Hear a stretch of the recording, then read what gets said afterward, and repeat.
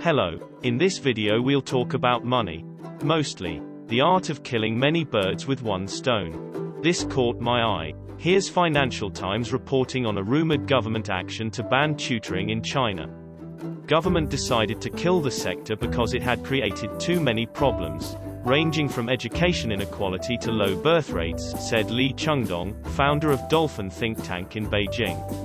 Of course, the readers of Financial Times are not really bothered about the low birth rates or inequality.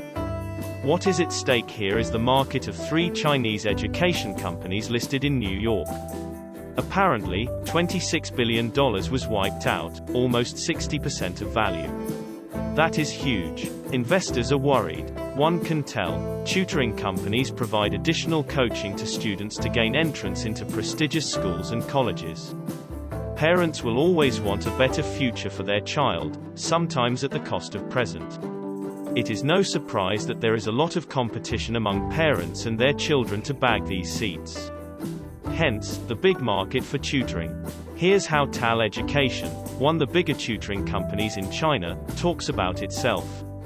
TAL has created a diversified educational ecosystem that encompasses tools, platforms and contents, which can meet the individualized needs of learners in different age groups from 1 to 24.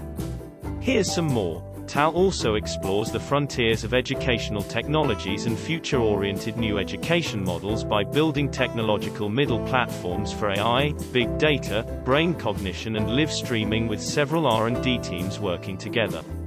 What is going on? Also, note that these companies are massive. For example, TAL Education claims to have 45,000 employees, runs 990 teaching centers in 102 cities in China. And combined, the 3 Chinese education companies listed in the US are valued at $69 billion.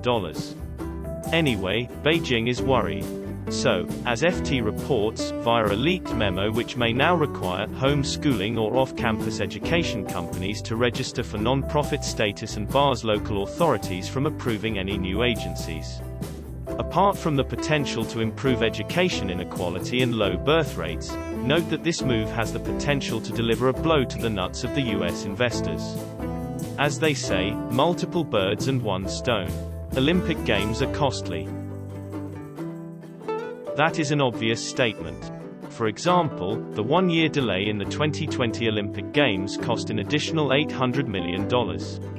That is a lot of dollars, and we are talking about only the additional expenses. The Games are a massive event. Here are some numbers. 33 sports and 339 medal events to be held at 42 venues in Japan with 11,000 Olympic and 4,400 Paralympic athletes participating in the Games. Here's FT telling us some money figures. Holding the Games will protect the IOC's global broadcasting and sponsorship contracts, which are worth $5.7 billion in the 4-year running up to the 2016 Summer Games in Rio de Janeiro. The players and the delegates and the media are living the quarantine life. Their movement during the Olympic Games will be closely tracked via an app and they are prohibited to move out of the bubble, except for pre-approved 15-minute jaunts to the convenience stores.